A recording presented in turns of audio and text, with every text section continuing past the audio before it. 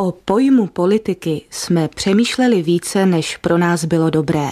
O to méně jsme si rozuměli ve sledování skutečné politiky. Velcí státníci se snaží bezprostředně jednat a sice z jistého smyslu pro fakta.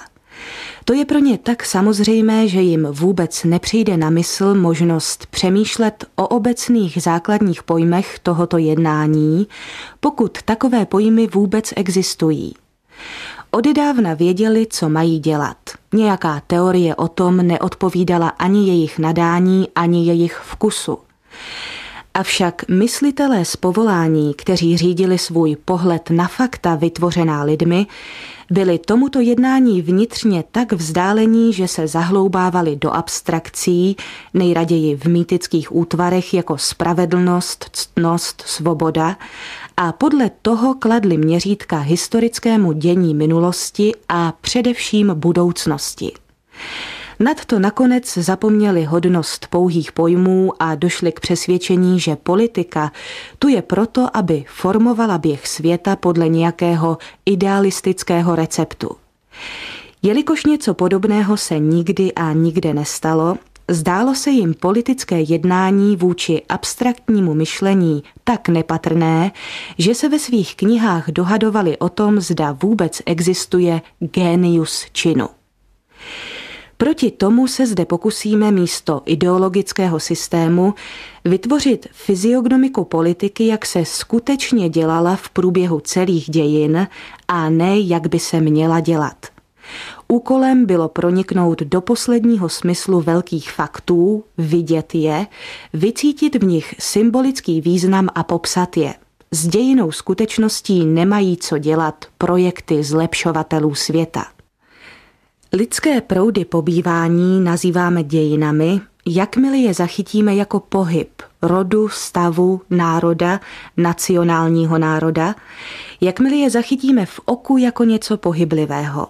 Politika je druh a způsob, v němž se toto proudící pobývání potvrzuje, roste, triumfuje nad všemi jinými proudy života.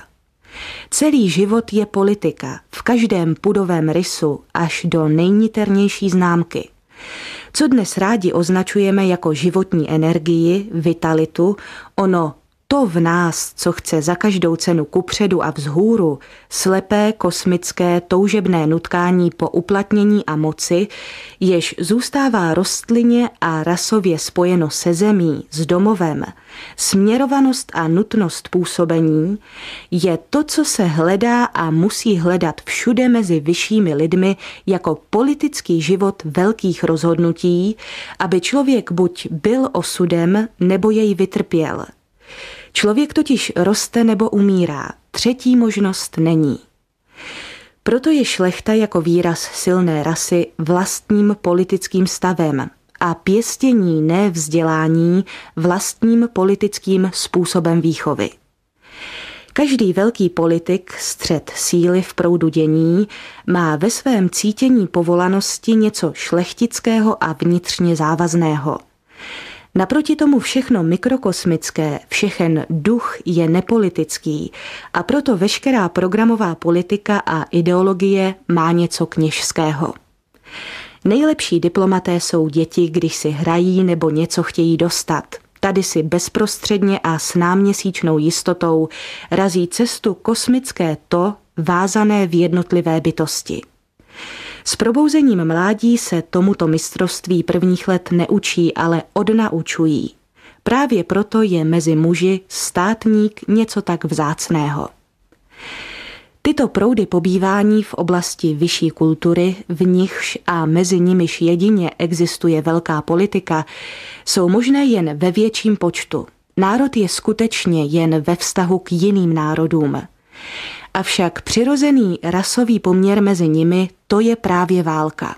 Válka je prapolitika všeho živého, a to až k tomu stupni, že boj a život jsou v hloubi jedno a s chtěním bojovat vyhasíná i bytí. Starogermánská slova proto jako orusta a orlok znamenají vážnost a osud v protikladu k žertu a hře, to je stupňování, nic podstatně odlišného.